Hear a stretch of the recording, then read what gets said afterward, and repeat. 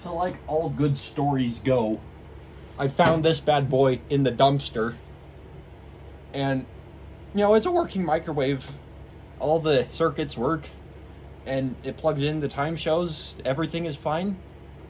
But it has one flaw, and that every time I put food in there, it disappears after 30 seconds. I'll prove it. We go like this. Let's put time cook 1 minute.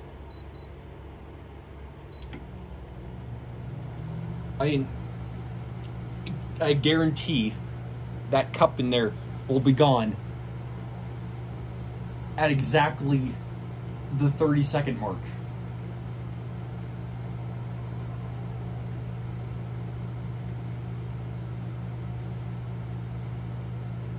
It's like, okay,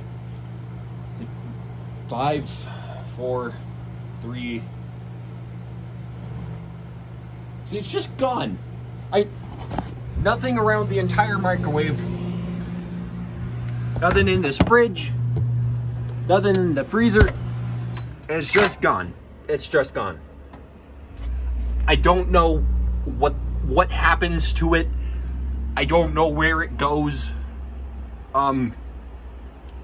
Any help on this would be appreciated.